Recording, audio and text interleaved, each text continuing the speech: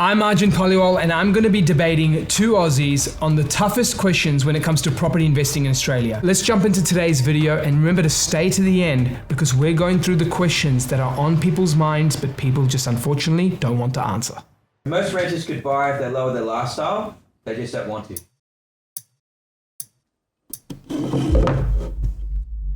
Here you go.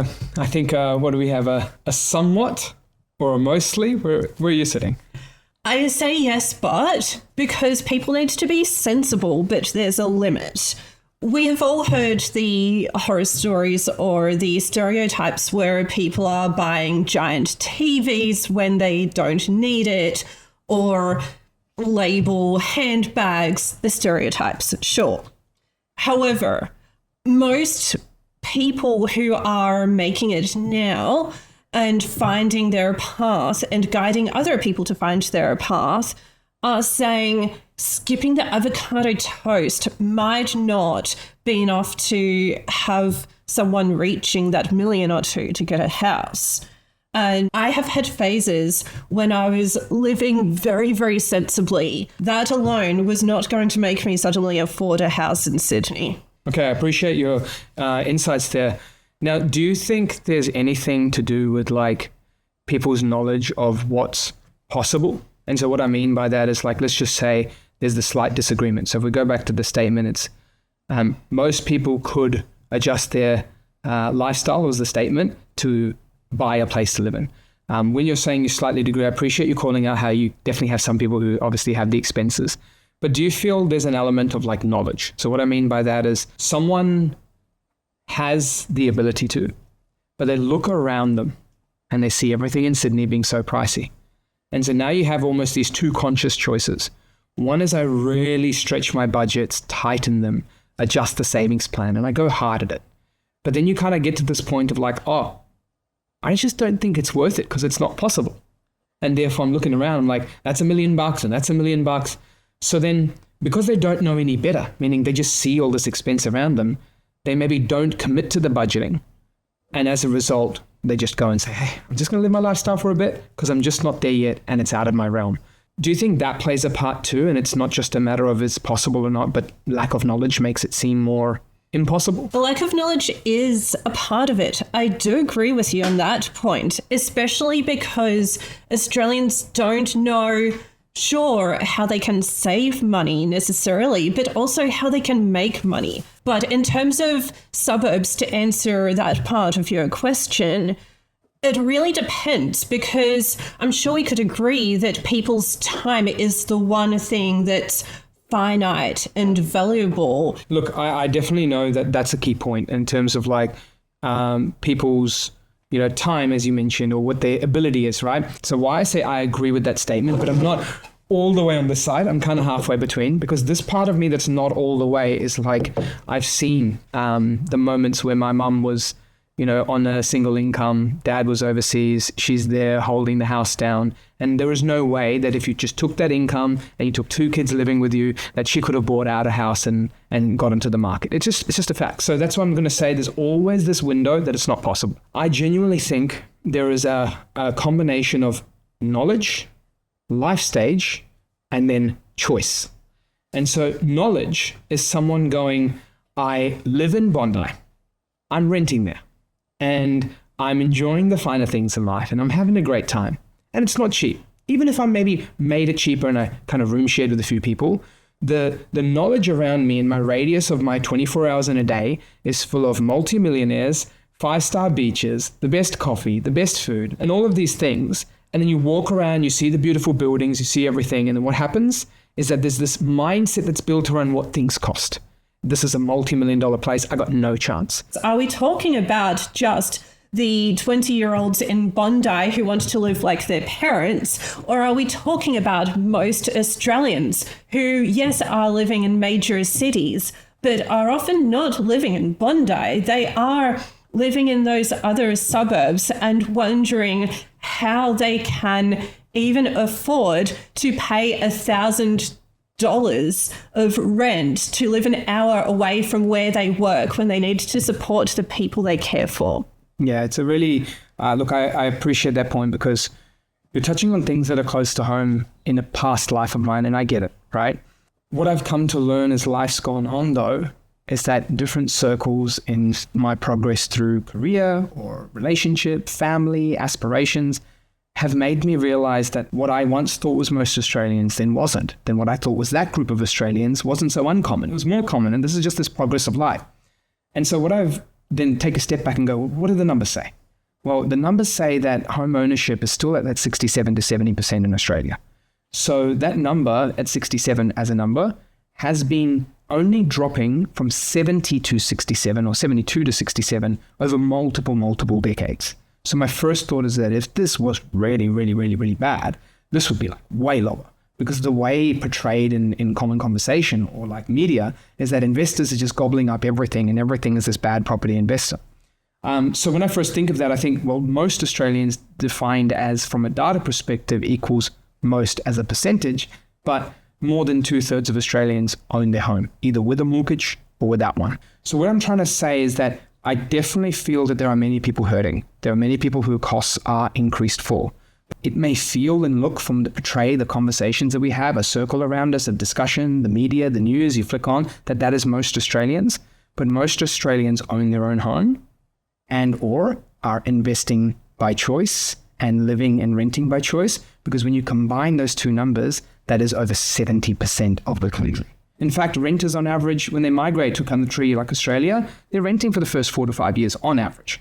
So what I'm trying to say is if you put all these percentages of people together, you land from 67 to 70 to 80, and suddenly the bucket of the Australian that's renting, that's not getting on the market, that does have life tough, I'm not saying that they don't, is not this most or everyone or everything that everyone thinks it is.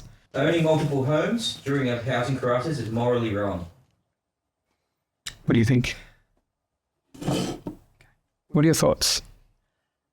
I think that it really depends on the purpose of owning multiple homes. If this is multiple homes for one person, then we need to set a limit somewhere. How do you define multiple homes? Look, I don't know anyone who owns 50 homes they plan to live in themselves. I think we could stretch the definition quite a bit. However, I'd say there would be some Australians who maybe own the place they live in and then a holiday place that they rent out to people who need a temporary Airbnb, whatever, some of the time, and then maybe they stay in it in the summer or whatever it might be. Like you said before, there are some Aussies who do need to live in a rental, and say that someone is renting out their second home part of the time and then living in it. It depends on the definition. But then, of course, if we had too many houses just sitting empty in Australia, then that would have an obvious issue of capacity. I'm going to move this here. So I disagree that it's morally wrong for someone to say, hey, you own multiple homes, this is wrong. There are some points that you mentioned that I totally get. Empty homes, all that sort of stuff. Like, what's the point of just having that sit there? But I'll take you through what I think the core problem is. It shouldn't be a game of moral and ethics. That's the first part. At the end of the day, there's systems. So systems that exist in the country. There are people who make this mistake of like quoting, oh, Singapore has 90% home ownership rates, right? They do this and they try and equate it to Australia's 67, 70. What they're missing is that when Singapore has these 90% home ownership rates, there's a few sub-stats. Number one, they're talking about Singapore permanent citizens and residents. So if you break that down to how much that makeup is of the overall population, it comes down to near 70%. So now you're near Australian levels already in comparison. The second thing is the government structure of how they approach land is very different. Everything is privatized. The government's not committing to long-term land ownership and social housing reform or social housing, affordable housing support. The Australian government's way past that. Like all this land is sitting out now, not in their hands. It's all over in other people's hands. But what happened in Singapore is that they approached things with a lot of government land, government release, government entitlements of builds, government release of things to people in certain ways. So it's very government-driven supply transformation. And then that stat also debunking the 90, it's not really 90 if people think of the overall population. If we have a free market exists, it starts to rebalance itself. I think one of the biggest problems we have in Australia is that constant intervention from sides that believe one thing is right or one thing is wrong. And intervention hurts the person at the end of the day. And it's the voter. Whatever side you sit on, you will be hurt because it's intervention. With intervention, here's how the free market could self-regulate. If many investors come into an area, and I'll give you a perfect example, between 2012 and 2016, I found myself in the banking system. And in the banking world I was working at, investors were flocking like crazy. Like I'm talking a huge amount of loans. At the time, ABS was reporting like near 50% of loans at that time were investors. Okay, massive. So at that time, guess what? Developers are licking their lips. Wow, so easy to sell, so easy to make money. I've never ever released something and gone, sold, everything, first day, 2 day. I'm getting deposits like no tomorrow and I'm funding my future builds. You have a look at the building approval pipeline of units in this country and they are still some of the highest they've been in decades. You look at the building approval pipeline for houses in a certain area, but if you isolate which cities they were in, they were the cities where the most investor activity were happening, Sydney and Melbourne, at that time. Now, one could go, well, look, the prices jumped and look how expensive Sydney and Melbourne houses got. I don't agree. I don't disagree. The prices did jump. But also, people forget that the decade prior, Sydney houses and Melbourne houses did not grow very well. So it really, if you just averaged it out, things started to average their long-term averages. So now you go to 2016, there's this big glut of supply. Units in Melbourne, fun fact, are today the same price in many suburbs of Melbourne as they were 10 years ago. So for those who look at that and go, oh, look, these investors are a big problem. These multiple property owners are a big problem. All those who are trying to get multiple properties, those who are trying to get investments just made a really poor investment decision, which, by the way, a free market should allow. You can make poor decisions, you can make good decisions. A free market should allow for that. And at the end of the day, you just make decisions and you pay the price or you get the benefit. But what ended up happening is now, how good is it for certain first-home buyers who want to live in Melbourne CBD or surrounds of Melbourne CBD, and they could have incomes, we can agree, that have risen over 10 years, even if we could talk expenses and certain things going up too. But if the cost of that unit that you're buying 10 years later is still the same, that is not an affordability crisis in that world, because it's a 500 to 650K unit, still much the same almost 10 years later. So what that meant was that that incentive that happens today for someone to buy something affordable was a reaction of the free market, because so many people thought they were going to make lots of money buying properties in Melbourne, developing and building. So when I talk about self-regulation, this is the power of it. If lots of investors are going to get into a certain area and actually back off, you will see the downside. Properties for rent will increase. No one wants empty homes as an investor. How will they hold the mortgage payments? How will they hold that? It will hurt. People don't just wake up with millions of dollars to buy investment properties with cash. They take loans. And so when they're taking loans and you're not getting a good investment outcome, you don't want to be there anymore. Word spreads. That person has a vacant home. That person hasn't grown for years. That area did not do well. And so things start to self-regulate and they start to go bad. What ends up happening though is when regulation starts stepping in, we're going to stop investors doing this. We're going to stop investors doing that. We're going to charge you more taxes here. We're going to do that. Hold on a minute. 90% of the rental supply in this country is supplied by mum and dad or just investors overall. So if the investors are participating, that's creating the rental property for the divorced person, the elderly person wanting to move into a different location, the FIFO worker wanting to live in a different area, the person who moves out of home wanting to be in a different area, the kid who's in university and wants to go to that uni and live around there in a different area. Rental housing allowed that to happen. So it's needed. When I first go for my first job and I want to be near that job, I can't sit there and go, why can I not buy this for my first job, this multi-million-dollar place in the rocks? I work in the rocks, I want to live in the rocks, and I want millions of dollars of property for dirt cheap because I'm in the water, it's all around there, and I get all this lifestyle, and it's for my job to be so close to it, it should be benefiting me. So what ends up happening is that those renting interventions kill the pool. Now rental properties start to shrink, and things can happen. So overall, what I'm saying here is this. The system is the way the system is right now. And the system is not like Singapore, where the government owned all this land and went into a support system and they're not basing their stats of just permanent residents. We did sell a lot of that off and we're not doing the right zoning or the right structures for that to happen. Now, from that perspective, we don't focus on, buying all these new builds or anything. That's not our ethos from an investment criteria. But at the end of the day, if a free market is just free, it will self-regulate. And then secondly, to hurt the side that's funding most of rental housing in Australia, being investors, guess what? You're just going to create problems somewhere, somehow by constant intervention. And that equals higher rents for many places. that equals maybe issues that people were hoping to avoid, but now they have to have these higher expenses or things passed down to them. So I just believe that it isn't a moral or ethical question. It is the system we're in, and it shouldn't be, that person shouldn't be looking as, the evil person if your decisions don't allow you to make that, or the knowledge you're at, or the life stage you're at, or the awareness you're at to make that. And I feel that a free market in the country we're in is how it should be operated. This question was larger than the investors. It can be morally okay or not okay to have multiple homes depending on what we do with it.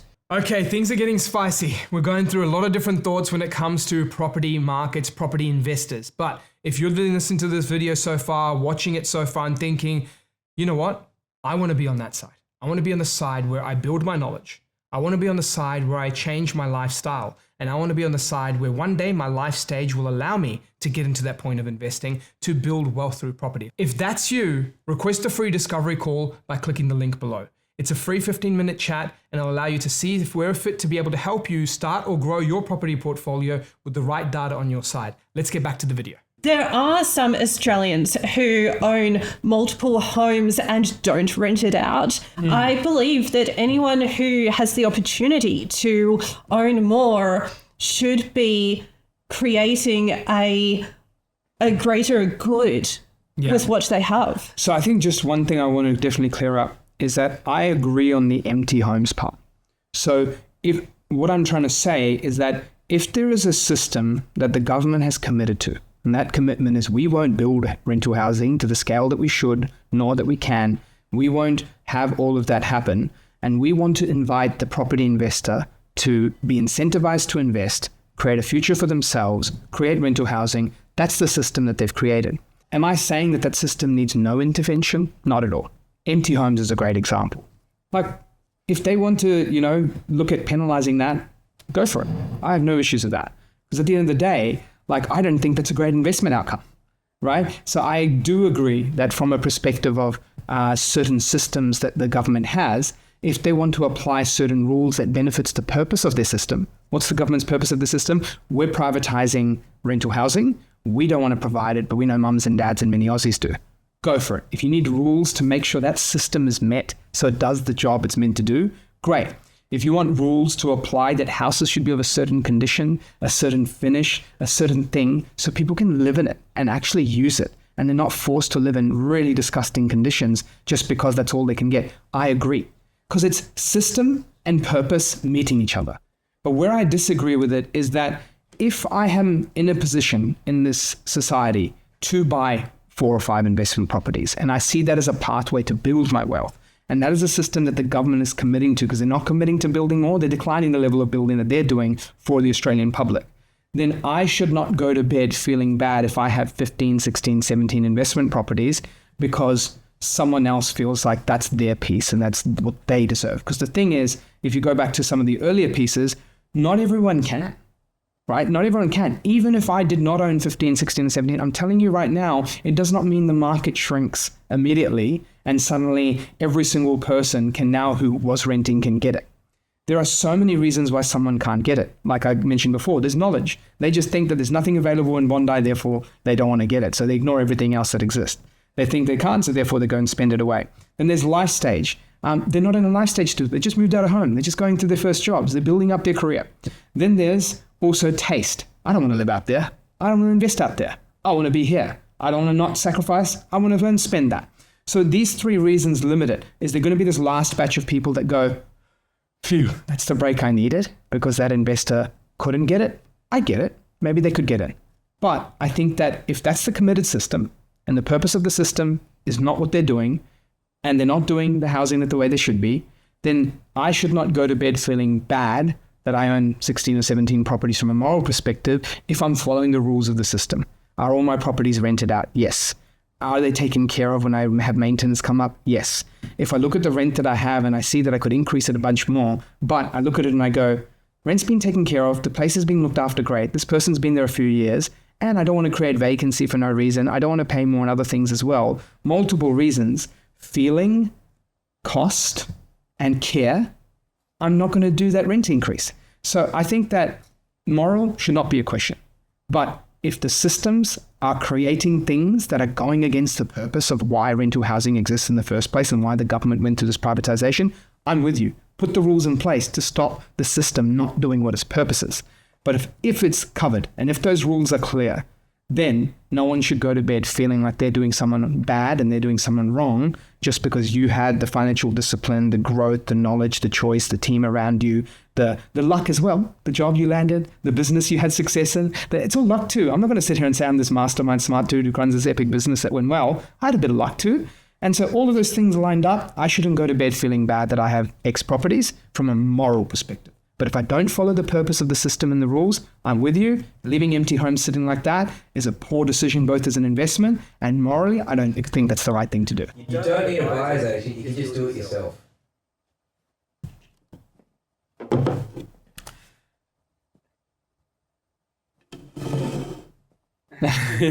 Little slide.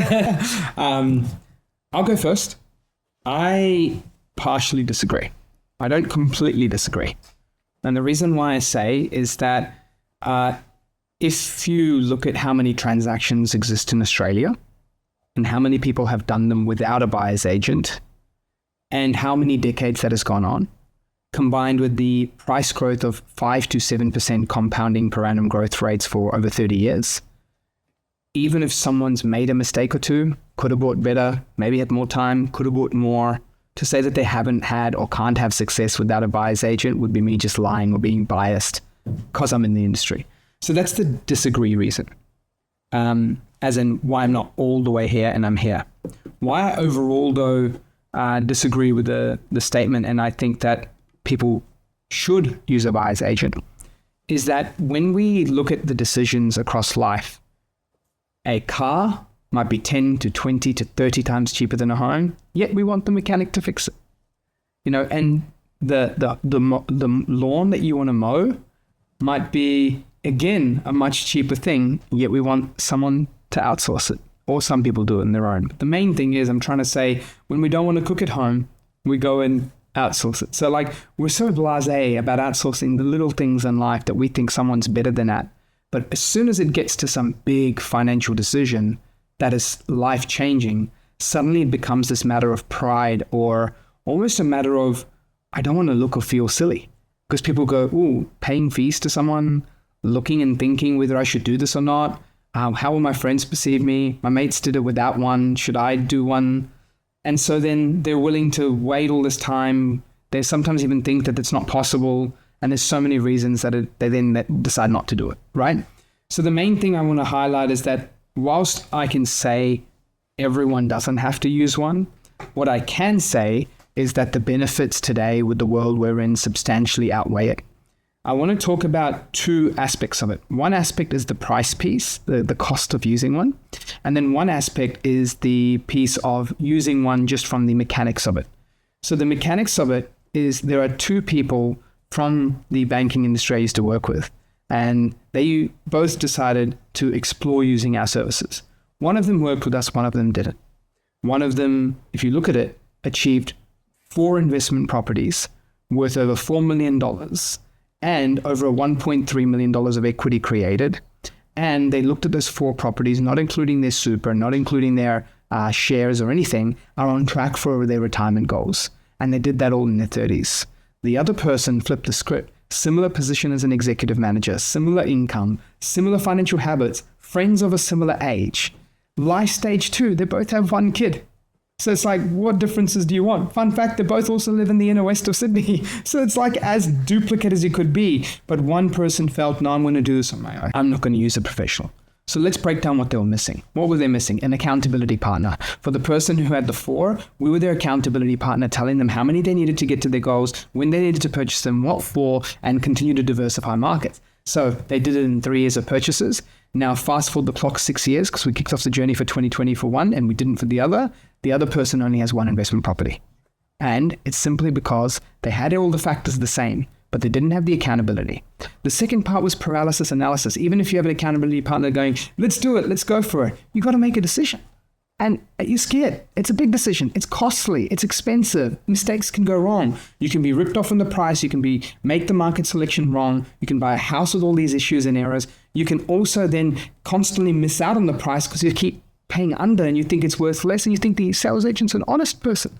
I'm so keen to ask, though, the accountability partner, why does it have to be a buyer's agent? Surely, especially when so many Australians are small business owners, things like that, there must be so many professions that could act as an accountability partner. And I'm also wondering where AI plays a factor in all of this. Surely people can get the information from other technology beyond going to a buyer's agent who could have unseen biases. Does that happen? Yeah, of course. So if we look at other professions, the first thing is the professions that are out there have conflicting desires. For example, a accountant goes, I want to save you tax. Some of them may want to help you build wealth. It's a key part of their I guess, friendship, their support, their desires to help you. But their goal isn't measured by how much equity they created you. Their outcome isn't measured by how much properties that you're able to build wealth in or net worth you're able to achieve. Their goal isn't how much they outperform the national averages. Their goal isn't how much they gave you in clarity from properties you needed versus properties you have or all these other vehicles to get there. And so as a result, you go to these different professions, they have different outputs. A mortgage broker might be able to help you with some of the property things in terms of generic tips, but it's getting you more lending, getting you enough lending, and lending and property play a part of it, but they're not the outcome. You can get all your lending on a really poor performing property and the mortgage broker won't comment on the property because they've done the loan. So they don't mean ill towards you. They just are playing different roles in an ecosystem. So this is where the buyer's agent can play that role, or I like to call it property advisory, and play that role. Now some may think, what about a financial planner? Financial planner doesn't talk property, they talk shares. So they could give advice, they could give you more clarity on your financial retirement goals than any buyer's agent can, because the buyer's agent doesn't talk on financial advice, they talk on property, which is a non-financial product. And so from that perspective, that's where one person can go in this direction, and in this direction, now you're stuck as a customer. Do I go shares and do I go financial advice, or do I go property, because they're opposing thoughts and recommendations? So that's the profession piece and why that accountability partner makes so much sense. Also, the buyer's agent has that knowledge. If you're a national operator, we're able to tell you, hey, in 2019, Adelaide is a great buy. In 2021, Brisbane's a great buy. And through doing that, what's happened is the data is allowing us to get into areas that you might not have thought of, because when you're sitting in Sydney, you just look at the $1 million place and you go, out of my reach, I can't do it. But because she went and bought that property in Brisbane for $550 and it's worth $1 million today after 6 years, had she bought that same $550 property as a Melbourne unit, it would be worth $550 today. And that's where the decision is. Now let's go to AI. When it comes to the AI piece, AI is rapidly changing. So by the time I share my thoughts here and the actual time AI even like as this podcast comes out or anything comes out, suddenly you're going to have like probably new things that came out. So it's never changing. It's ever changing. It's constantly growing. The thing is, that itself is a problem on its own. So you could have all of these tools that exist and there is this paralysis analysis entering your system. Because what happens is you're using tools to aid you, but most tools in this world help you with part of it, not all of it. Could it help you in analyzing the property and how much it is to pay? Sure, if it has all the correct photos and the videos and it knows all the sales, it knows the neighborhood it's in, it knows the streets that it's in and everything. But sure, could you find out which research there? But is that research built on predictive forecasting that has had a high level of accuracy and it's also been tested with all the nuances of property that don't show up on the spreadsheet, they show up in person? So there is AI use cases for things in micro segments, but then you've still got to look at all these possible AI things and how much that's confusing you. And today it's all across business. Someone goes, use AI for marketing. Oh, wow, you're so right, I should. 50 different tools, 30 different subscriptions, 20 different things saying that they do this better. And the moment you start using one, you log on to the next and someone's telling you this is the new thing, this is now better, and you doubt your whole life and you think that I shouldn't be using this now. And so what's happened is that the tool can be given to the person, but if that person isn't aware of what's noise and what they should follow and what they should act on, they will fall short even if the greatest tool is given to them. And so I feel like this is where a professional who's experienced it many times over and the outcome doesn't change. Whether we bring technology or not, what does a consumer want? A consumer wants a great service experience. They want it done fast. They want growth, and they want more than what they would have done on their own. And if a human can achieve that for them, technology is just going to enhance the buyer's agent's ability to do a better job as well. Most renters could buy if they just lowered their lifestyle. They just don't want to. I'm going to go disagree. So I'm a renter myself. It is ridiculous to buy in Sydney. It has been for a little while now. If you think of, just from and I know you love your stats, so if you think of numbers perspective, the median price is, 1.5, 1.6 mil to buy a house in Sydney, and asking people to have a deposit of six figures, at least 150K or plus to get a deposit in. That's the first problem. And so the second thing from there is first of all, they have to find that cash. You can probably ask bank of mum and dad and sort of get some money there, but then the ongoing serviceability of the monthly outgoings with your expenses and things like that. People have cost of living, doesn't matter where you live in Sydney, you've got to add all those things up. In some ways, it's a lot more cheaper to rent than buy, right? I mean, we're about to move into a new rental paying close to $1,000 a week. The same thing, we were to buy that house, we'd be paying 4 times that in mortgage, right? So I can see the concept. I mean, I come from an ethnic family where the adage of, no, you need to live in a house that you own and whatnot. But I mean, this day and age, it seems just more and more unrealistic. Yeah, right? So, I reckon like what you're saying from a point of Sydney, that's a really good point. Like Sydney's turning one of these global superpower cities. The biggest jobs, the biggest earners, the high flyers, the lifestyle, all that sort of stuff. And like, it's becoming one of those markets where it's like, you're chasing that. If you're in Sydney, you're hustling towards it, or you're living here from generations down and it's kind of part of who you are, or you're trying to get into a career that you haven't and you want to build on it, or you want a certain lifestyle, but not at the cost of needing to buy it. So I agree, when you move that side, Sydney isolated is definitely one of those things. Look, the reason why I've moved it over here is a couple of reasons. So firstly, there's so much lack of knowledge that exists. And I feel like the amount of people I speak to that just from a lack of knowledge don't get in, it's crazy. I'll give you an example. Most common stats you hear in the media, like, it's going to take an average person 36 years to build a deposit and all that sort of stuff. And then you go through the numbers, you're like, you're taking the median price, you can buy below that. You're looking at a house, you can buy townhouses and units. You're looking at 20% deposits, you can get in with 5, right? The 5% deposits is massive, right? Like, so recently I had a couple I spoke to. They bought a 4-bedroom, 2-bathroom townhouse in Marsden Park, and I think at the time they bought it for like $750 to $850, right? Now with this particular townhouse, they're like, hey, we're only a few years in Australia. I think they moved in like 2021. Hardworking, head down, did not come in with bucket loads of cash from overseas. They'd just been saving their first few years here. Wife was in the tech industry and husband was in the marine engineering space. So if they're listening to this, they're probably like, hey, Arjun, that's us. We just spoke to you like a few weeks ago. They had that 5%, right? So 5%, I think it was an 850-ish purchase or 800 purchase. It's about 40K. They also had little to no stamp duty, maybe a small amount there at that point, apportioned. But the main thing is they got in and it was a lot less than what they thought. Then there are other people now where you can take loans. If you don't qualify for the first home buyer, you maybe had a switch of life. You can get home loans at 95% plus lender's mortgage insurance, which is wild. So it's like a 98% loan. And the stamp duty obviously is another portion. So I'm not saying it's like, easy, because it's still like stamp duties on those purchase prices can be 30 to 50K plus a 40 to 50K. So you're still tracking close to 80 to 100, but it's possible. And so that's why I put like the knowledge part, right? The other thing on the knowledge part I want to highlight is you touched on a really good one. Like the rent vesting is totally a smart strategy in today's world, because in cities like Sydney, the rent is substantially cheaper than the home's price to live in, right? You could have yields. So rental yields is the perfect measure. Like if your rental yields are extremely low, rent is paradise. Yeah. Because now you're talking multi-million-dollar assets that yield between 1% to 3%. The mortgage interest rates alone today are between 5% and 6%. High 4s if you're lucky. So from that perspective, game changer. Also, council, no council rates, right? No fixed water fees if you're like actually there. Do you pay the home's insurance? No. So I can see totally why you move at this side, because it's like, man, Sydney's expensive. At the same time, rent vesting is becoming a much smarter strategy. So the most can't. The only reason I move it here is because there's these 3 phases. Number 1 is there's a knowledge issue where you could be investing interstate. You could be rent vesting like you're doing, and you could still get on the ladder, or you could be buying properties that are just not where you need to have them or want to have them, and also not for the deposit that you need. The 20, it could be 5. Then I think of the next stage, right? So the next stage is someone who's not knowledge driven, it's lifestyle driven.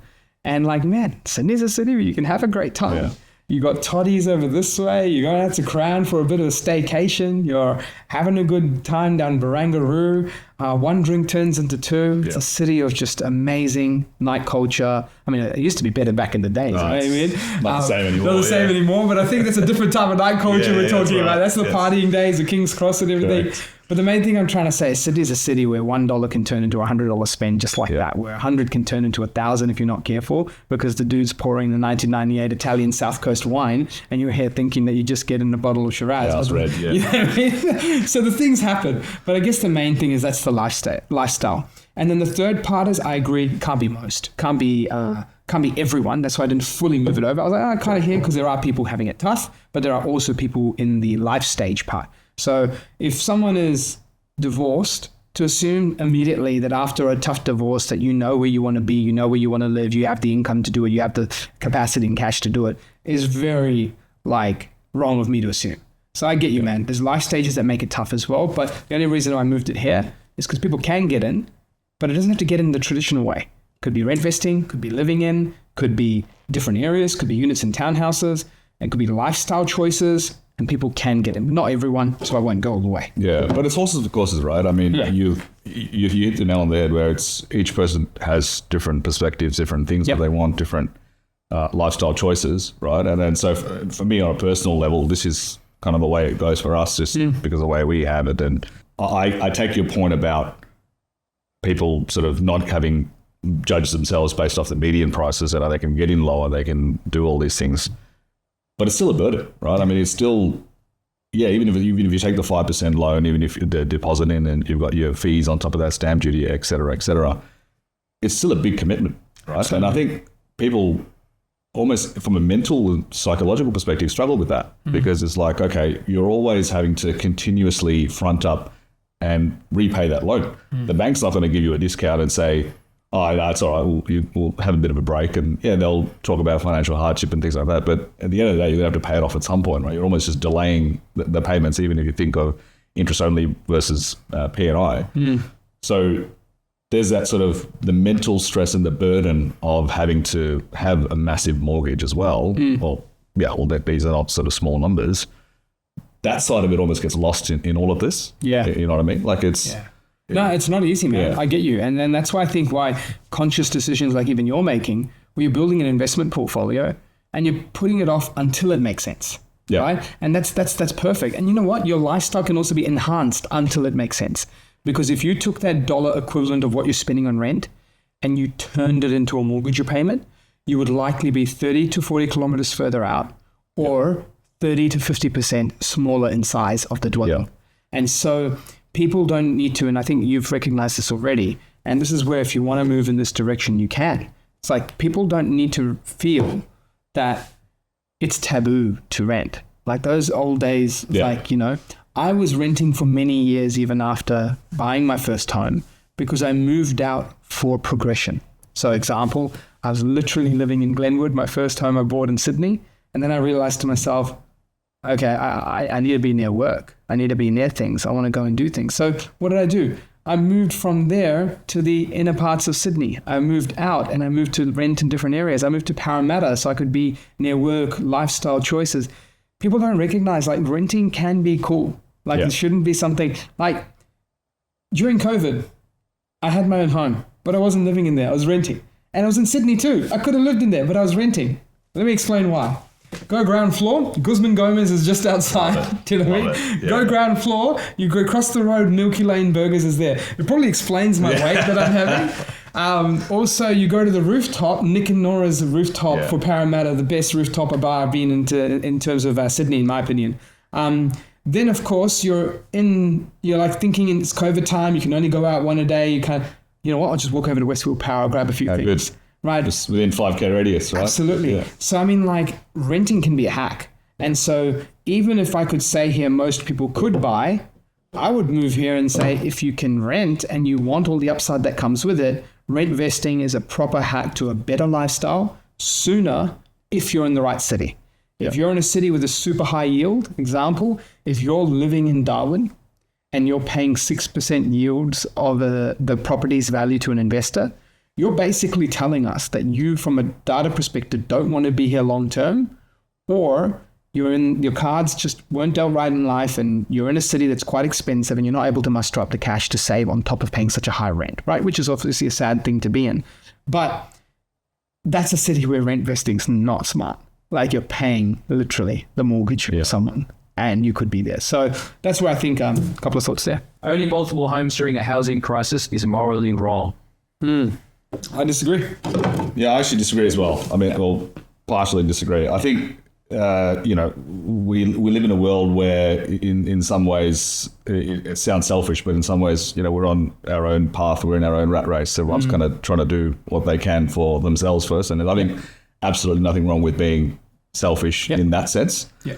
You look after yourself and then look after people around you and things like that, right? So for me, I'm an investor. I'm a rent investor, I guess, and absolutely no problem in doing that. And I think in this country, especially in Australia, it's investing or property real estate is one of the safest ways to build wealth. Evidently, this is why you do what you do, right? So I don't have a problem with that. I can see the perspective, though, of people feeling like it's an evil thing, like there's investors or landlords kind of taking over and not giving the opportunity for people. But in some ways, it's almost like you kind of just need to somehow beg, borrow, and steal and get into the system, right? Because once you're in the system, then it becomes progressively, I wouldn't say easier, but it becomes progressively a lot more. And it's like, what you just said earlier, which is like, hey, everyone's kind of doing a little bit for themselves too. Yeah. Even though there's a person who might go, oh, no, I agree, it's morally wrong. That person is also going to a point, look out for themselves too. Correct. Right? And they don't want to admit it. But I mean, it's just human nature. It's how we want, right? I always think of this thing that I watched the other day, and it was Tony Robbins. And Tony Robbins was in this video. I think it's with him and Alex Hormozy, or him and someone. And so maybe we'll chuck up the clip here. So most young people, they are not involved with free enterprise, as you know, and so that's why they want communism, because they've never been there. I was in USSR when I was 23 years old, and I took a train from Moscow to Siberia with a group of scientists I was brought because of my firewalking, things like that, by their government, and back. I spent 2 weeks there. It made me a capitalist, because every stop we did, there's the same thing in every city. There's a central place where the train stops, and we've been having caviar, and all these Russians are like wealthy on this plane. They're all supposed to be equal. And then you see people literally 3/4 of a mile around, multiple times, maybe half a mile around, waiting in the freezing cold for half a loaf of bread and milk, right? It's bullshit. But kids today are thinking, it means free bus, free childcare, free. They don't understand. There's no such thing as no free lunch. What life needs you to do is, if you live in a free enterprise system and you're not an owner, you're going to be in pain. And look, there's more that he mentions in the video, but the whole point of it is that after that point, he realized this doesn't exist. This doesn't. It's a myth. Yeah. It doesn't exist the way that people think. And the same thing, that this mindset of everyone this, everyone that, everyone, like, even if you don't have the home, we have to realize, like, instead of comparing it to those who have that, compared to the rest of the people in this world who don't have anything close to anything that we have, right? When you look at what the top 1% of the world is versus the top 1% of Australia, like, we're very, very lucky. Correct. When you look at the difference. But I guess coming back to this, I always think of it this way, and I asked a friend about this. He was very passionate. He was saying, like, oh, look, I totally think that's wrong and that's not right.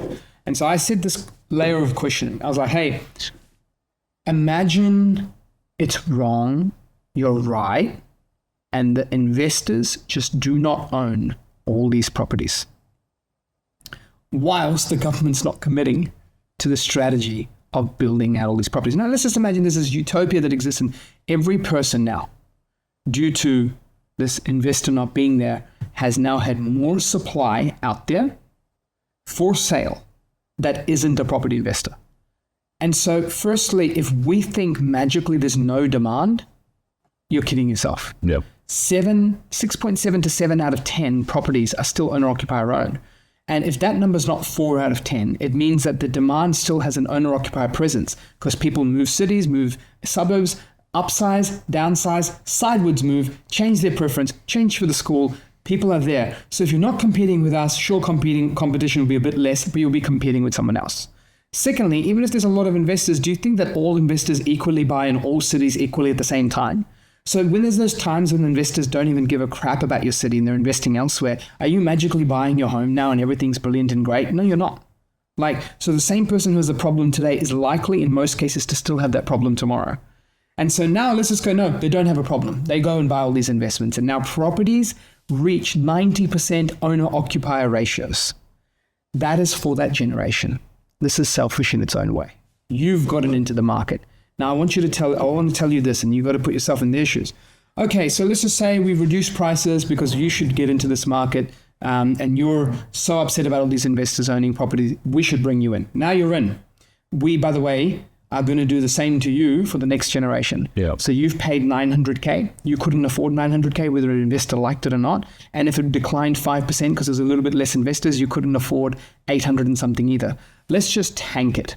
Right now you're in at 600K. You feel great because you're in. Now you're in. There is now 90% home ownership. Do you think just people stop moving to this country? Do you think people stop aging who are kids that become 19, 20, 21 and want to move out? Do you think no deaths happen? Do you think no divorces happen? Do you think no family with 2 kids becomes 3 households because one kid finds their own, one kid finds their own, that finds them? If you have a divorce now, it's 4 households. Correct. Yeah. Right? So now you've got one family with no population growth, just created 4 households. This is household size shifts. So all of this stuff happens. Where do they find the rental? Government's not building it. Investment properties are not there. So now they have the problem and they should be fighting with the rents now. So your problem is not there, but they've got it. But hey, they want the house because rents have gone up so much now. There's only 1 out of 10 homes that they're looking for a rental property and they cannot find that rental property. The government's not building it. Investors aren't there. You don't want any more investors. It's just you. You got your home and they want that house, but they can't afford it. It's their time to ask now to go, all these homeowners and Australian property so expensive, half the values. Now we'll come to you who got in because you felt that this was morally wrong. You're in at 600K because you stuffed up the person before you who paid 900 and you wanted all these rules to come into there could be a 600. Now they're coming to you because your home values are at 600 and you're not selling, but there's this whole new wave of audience that wants these minimal homes that aren't selling because you're all owner occupiers now. And there are all this audience there who pays all this rent and therefore cannot afford their own home. There's not that much there. Oh, let's go and do the same solution. I want your home value to drop now by 20 or 30%. I don't care what you paid for it, how much you're paying off and everything. Now your home's cheaper. How do you feel going into retirement? One of the biggest X factors when we've looked at retirement planning is that people downsize their home, don't need as much space because you go through these family stages. Alone, couple, kids, multiple kids grow up, schools, kids move out, by yourself, too big, downsize. So the cycle of life that exists, not everyone does it, but now people are there. That's the norm, yeah. And that's there, right? Now I'm going to tell you your home's worth half as much at downsize time. You paid off a mortgage that's worth more than your home and you cannot move. Okay? So I think the thing is everyone wants just something for themselves. And look, someone may listen to this and go, we could fix it this way. We could fix it that way. We could fix it this way. I'm not saying there could be other solutions. I'm saying like there can't be other solutions. There could be. But I guess where I'm just going with it is that everyone's kind of looking out for themselves, to your point. Yeah. And so when it comes to your time that you're sorted, the next person feels something different. And you're only able to represent your moment in time. And that's why I don't feel bad. I don't feel like they're fully wrong and they're not. Of course, man, if I'm sitting there and I'm about to grab something and someone else takes it from me, I'm going to feel crappy about it. Whether it's any part of life. If you go to a Red Bull handing out free drinks and I'm in the line to get it and I don't get that last one because 10 people before me did, I'm going to be pissed off. Yeah. So anything in life, someone's going to be annoyed. So I'm not upset at them. But what I'm just saying is that many people don't realize that for the virtuous or the moments that they're trying to be morally correct, ethical, supportive, and genuinely feel like they're helping themselves. Everyone is to an extent. Yeah. And then at some point it'll be your turn to give what others before you gave, and you may not want to do that either. And it's a tough position to be in, but I'm just stating a fact that that's how human minds are wired. Correct. Yeah. Haters are going to hate, right? It's going to be a situation where there is that level of selfishness and you kind of need to have it, as I mentioned before. But the example you talked about where people start off like that and then end up getting into the system themselves and then now on the receiving end of those people that are saying, oh no, landlords are evil, investors are evil and whatnot. So it's a system, the system is there for you to take advantage of, right? So instead of kind of almost complaining about it and having a view that, no, this is all morally incorrect and whatnot, in some ways, if you can't break the system, like if you can't beat them, join them sort of situation, right? Like you may as well just, and you know, there's people who watch that and be like, no, you shouldn't do that because that is not fair. The majority of Australians, and this is a big mistake people make, majority of Australians, the everyday Australian. That's such a subjective thing, right? Exactly. 67% of people own their homes, some without a mortgage, some with it. Another group of people like yourself are rentvesting strategically. Yeah. You own investment properties, and so you own properties, but you're renting by choice for lifestyle upside and everything, and the price of what you want. You don't want to pay the mortgage repayment. It's smart. It's a strategic decision. So now that 67% has now risen. It might be in the 60s to 70s. I don't know the exact percentage for that, but let's just claim it in the 70s. But then there's people who just moved out of home. Then there's people who just divorced. And there's people who moved to another city because they don't want to live there forever. They're just there for a phase of life. Like if someone goes to Europe, I don't want to just go to Europe and just buy a house if I'm going to be there for 2 years to have a bit of time. I want to rent. I want to be in that town. I want to be in that suburb. I want to have that coffee in this have location. That flexibility to kind of move around, yeah. Absolutely. So all of a sudden now the 60 becomes 70, 7 becomes 80. So to just plant this thought on us that the majority of Australians don't have this is not true. It's a false people truth. love throwaway lines, right? Like people without having to back up with the actual facts or figures. Absolutely. And, you obviously got that. But even just experiences, like facts and figures and data is great, but even having lived experiences, a lot of people are just sitting on the sidelines and kind of just saying, hearing things in the media or reading articles or whatnot, but don't necessarily know the reality or having lived the reality, right? 100%. So and this is where I think like the outcome is going to largely be three things: knowledge, lifestyle, life stage. Yep. And so lifestyle is the situation you're in. Knowledge is the skills that you can get of where you can take your career or business, or where you can take your skill sets, or where you can take your financial savings and discipline from the knowledge you know, or where you can buy because of the data, the awareness and what you have. And then there's the last one, which is life stage. There are some life stages where I do not kick myself and go, 18-year-old Arjun is so pissed off because I moved here from Wellington, New Zealand, born and brought up there to Sydney, and I couldn't buy my house. It's my life stage, dude. Yeah. I don't come in and just go, I'm 18, I should be buying a house. My first job was 38 to 42K per annum. I didn't wake up that day and go, this is so cooked. We can't do anything here. I imagine if this could happen to me. When I got my master's degree, that didn't come up and basically go, I therefore am this educated, qualified, hardworking citizen that is putting into the environment of efforts and work and everything. I'm a degree qualified. Why shouldn't I get it? It's like no, the work experience, the skills, and all that sort of stuff. And so it is not easy. I'll never say it's easy. Even someone grabbing their first place today, whether it's a home or investment, whether it's a cheapie, whether it's a more expensive place, I can't say here that no one has problems. Someone could have disabilities, someone could have family situations, look after other families. Someone could not be in the industry that has that income, that pay rise. And it's not just how much skill you have. It's the hard work you keep doing might have certain limitations and they need changes, but they can't change. Problems exist. All I'm just saying is that we will have our time, we will have our journey, and we can have our decisions. And usually it's the knowledge, life stage, or the lifestyle. It's hard to get in. It's not easy to get in, but once you do get in, it becomes progressively easier. Absolutely. Yep. Hey, if you're loving this video so far and you think that there are some points that I'm like, wow, that's interesting, or I didn't know about that, Arjun, tell me more about this data. Now, when it comes to data, I've released a best-selling book called Driving the Data. And if you'd like to grab a copy of that, you can click the link in the description or just search up Driving the Data by Arjun Paliwal to get your copy now. It's a bestseller on Amazon, and I go through busting myths when it comes to property investing so you can trust the data and get ahead with building wealth through property. Let's get back to the video now. You don't need a buyer's agent, you can just do it yourself. Ooh, I disagree. Yeah, I think I'm going to go now disagree. I think I'm going to disagree now. I wouldn't say, if you'd asked me a few years ago, I would say agree. And the reason I say that is I've got a couple of invested properties and, we need to use a buyer's agent. We kind of just fell into it, I suppose. There's enough information out there. I feel like at the time there's enough information out there, and, you speak with family and friends and, people who've done this before, and there's good deals and there's not so good deals, right? And I guess it's a lot easier in hindsight to make that assessment as to what worked, what didn't work. But if I had my time again, and we do have our time again for the next ones, and then I likely would use a buyer's agent now, right? And what makes you feel that out of interest? Like, because you've had to, and two investments as a successful Australian, looking after his future, building wealth for the family, for the generations ahead. It's a great job, like pat on the back. So why do you now feel, I don't want to do that again. I want to do it differently? Yeah, I think the main thing for me is we've kind of just been stuck at two.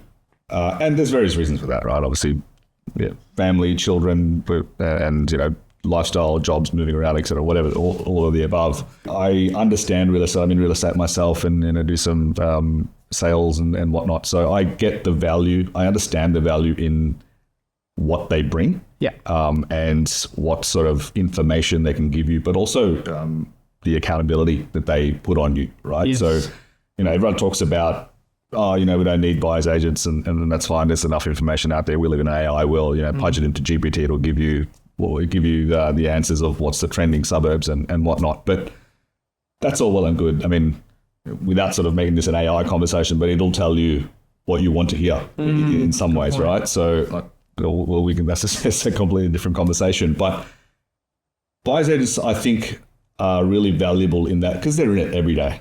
Right. As a day-to-day person, you may be, consultant, you may be a doctor, you may be whatever profession you are, but you're not in the numbers, you're not in the trends, you're not in the insights every day, and you're not close enough to it. When you start thinking about investing, you're going to be thinking about, the first thing you're going to do is go online and research and say, what's the trending suburbs or places around the country that have got nice yield and equity growth and whatnot. But people that are in it every day, that's their profession. That's what they do, right? It's almost also like you're self-diagnosing. Yeah. Like everything. You're like, correct. I Googled it and I told me what I wanted. I must be right. And therefore you just I'm an expert now, right? You go down this rabbit hole of thinking you're right. There's no like objective or measurement approach to it, right? So reason why I disagree, and I'm not all the way at the end. I don't put it all the way at the end because at the end means just you can never have success using them. And the simple fact is there's about 600,000 transactions that happen each year in Australia. A lot of them, majority of them still happen without a buyer's agent. And if you went back the last 30 years, people still have achieved some great results of growth. So it can happen. But as you said, accountability is big. Like the amount of people, there's a friend of mine, she lives out in the Southwest, and her and I used to work together for over a decade ago. And we were both at the same bank branch. Her and her partner have a daughter similar age as ours. And when we're talking to each other, like I just tell her, I was like, do you know how many other executive and general managers there are across Commonwealth Bank that you're working at and they don't have a portfolio the way you do? How many other people who have nowhere near as many bills as you do in family or expenses?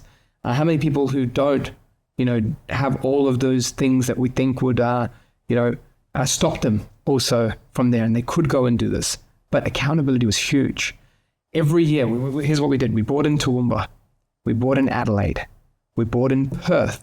And suddenly we got to 3 investment properties plus a home. And then we continued this journey and just continued to go on.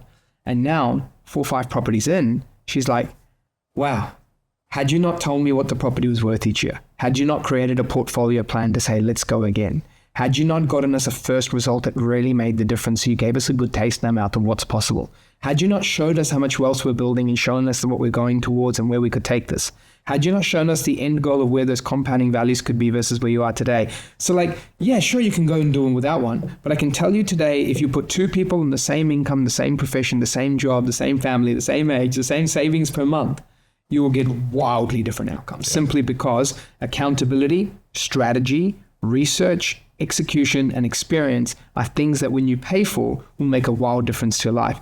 Now, I want to check in one more story, and this is one more story I want to share. There's a gentleman called Simon, and Simon and I met in 2018.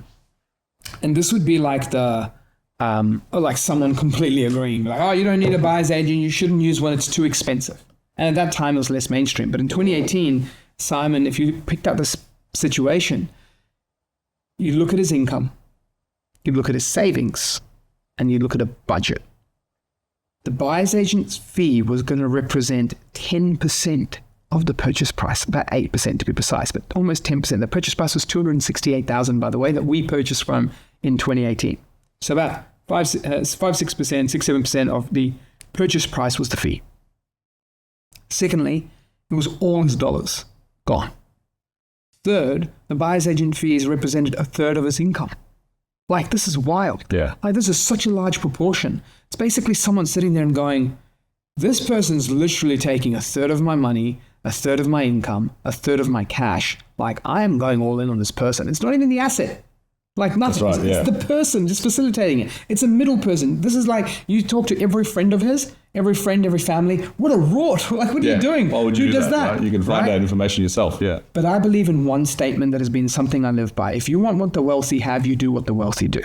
Too many people want what they have but aren't willing to do the things. What do the wealthy do? They upskill their knowledge. They have a team around them. They pay for professionals. They have a team that's an advisory that executes things with absolute focus, accountability, and experience.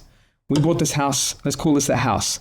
It was a suburb called Eastern Heights in the western suburbs of Brisbane. That property has more than almost tripled in value. It's huge. Now, Simon looks back and goes, it's not about the fee. This is the thing he says to me all the time. It was never about the fee as a proportion to who I was. It was about the fee to what I'm trying to build. So the thing is, if you take fees as a proportion of who you are, where you are, what it is, what it costs for others, or if you take the proportion of the fee of how important is this money to you? What are you trying to build? That was for him. So this is my most important 268K budget. This is my most important 60, 70K income per year. This is my most important 60, 70 grand of savings per year. I need it done right. So it's your value of your dollars. Fast forward, that property obviously more than doubling. Then that Eastern Heights property, we take out equity and we go to Bundaberg for under, again, 400,000, now worth over 600, 700,000. And then he's in a position where he's generated almost $750,000 of equity. And every stat that if you went by, income, savings, age, experience, cash in bank, cash per month saved, would suggest that this person was just going to be renting forever and not have any home ownership in Australia. Now he's got 2 investment properties. He's set for his goal. He can build on it. He's got a lovely, young child, wife, and he's able to set their future up. It's special. So the thing is, we can make massive differences to people's lives if done right. And if people truly commit to it, you can buy without us. I agree. But the differences can be huge. Yeah, look, I think the simple analogy here is if you're sick, you go to the doctor, right? If you have an injury, you'll call the ambulance. If you're hungry, you'll order Uber Eats, right? There are professionals out there doing things that you don't either have the experience, you don't have the skill, but most importantly, you don't have the time. Mm-hmm. Right? And I think the time is the biggest thing that people will happily pay for if they understand the value. So then it becomes a cost versus value conversation. And I think, as I said, for me, having a couple of investment properties without a buyer's agent, I went through the experience, and it wasn't a bad experience. Like, we obviously had consultants helping us, and we call them brokers, and not necessarily charging us, but they get their comms through various means. But it's still, you're the one that's still having to drive it. Yep. You're the individual still having to drive it. Whereas if you've got a BA, then that accountability is there. They're sort of coming to you, they're pushing you, they're acting on your behalf, and it almost makes it a lot easier for you. But you just literally there to pay the money and sign the checks, right? So that's essentially it. So, and obviously that cost comes at a fee. So I can see the thought process of, and this without trying to sound racist, this is an ethnic thing as well, that we would naturally say, and our previous generation would say, well, why would we pay for something when we can just do it ourselves, right? And it's a very sort of interesting mindset. It's like going to Bunnings and going, hey, honey, I just bought $1,000 worth of equipment to build this $300 thing that I saved. That tradesperson was going to charge us $400. Correct. See that? I just saved all of That's us. it. You saved the money, but now you have to go through the struggle of trying to figure it out yourself, right? So, I'm all for, I've always been about, if you're not the expert in something, that's okay. Bring in the expert and pay for the. And earlier you mentioned AI. Like, my final point here is that on this AI thing, here's how it will play out. The way that the world is going to move with AI is that the productivity lens is going to be the most looked at component of the workforce. You can talk about job cuts, you can talk about doomsday and all that sort of stuff, and not maybe it's aiding the person. But at the end of the day, I'm just going to think and put a business owner's hat on. If I think that one person now can do 2 to 3 people's work with the advancements in technology, there's just 2 types of leaders. One is, I'm going to hire a lot of more people because we can do 10x that with 3 more hires. Another person will just go, I'm going to cut 3 people because this is so fun. I can do this with far less expenses and it's much more profitable and it's much more lean. Whichever side of a business owner's hat you sit on, at the end of the day, there's a productivity piece to it. I want to do more with less. I want to do more with more. And so as a result, the same way that someone would maybe eat out more in restaurants than they once used to, the same way someone may, go and outsource their personal training, their gym, like all these things that used to be a luxury are now getting commoditized. Yeah. And so what will end up happening is that there will be so much pressure from you in your workplace every year that goes on as AI goes on. It won't be pressure if you learn a lot about it and use it. It won't be pressure if you involve experts in this space, because you'll just be the same feeling of work, but you're just doing more. Correct. Yeah. But what happens from pressure is you outsource more and you will look at your time more valuably, because if you can look at that valuable piece of time, it will be in the area of your domain and expertise. And then more and more of your life that we thought was once a luxury will start to become outsourced. You used to never buyer's agent, now it will. You used to walk your own dog, and it sounds sad to say, but many people may start having more dog walkers than ever before. You used to go and go and wash your car. Maybe one day car washers will come to you. And I'm not saying like that doesn't happen, but now it might have mass happen. You used to go and do this at a store. This is now driving. You used to go and have that. That's probably a drone that comes by and drops this. So I guess the world is going to change, and it's not going to be in the way that people think. It's just going to be one word, and that's productivity. Productivity will be the most important factor to the leaders of this world, and it'll just be the mindset of the leader. One person wants to doomsday it and go, I just want to do far more with way, way less people.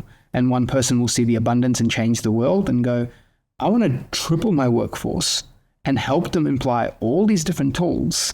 And I want to be a business owner that owns market share like no tomorrow, and I can change the lives of our consumers, do a far more impact because my service is great, my product is great, and I'm going to change people's lives.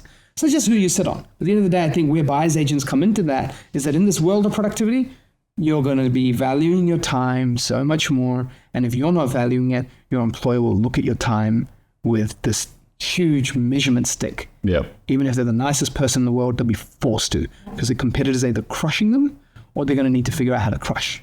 So that's it. Thanks for watching today's video, and I hope you found it of value when it comes to learning some of the real data and the insights. What you can probably tell from today's video, I'm not saying that life is easy and everything is possible and everything is handed on a silver platter. I talked about both sides on today's video. Where life is tough, where people can break through. The knowledge they need, the life changes, and the life stages that people can make to truly get ahead. I get that there are times where things aren't as easy and there are situations that aren't as easy. And not every single situation is a positive one for every single person. But what I did share in today's video is perspective with data and facts, and perspective that gives you 2 sides of thinking.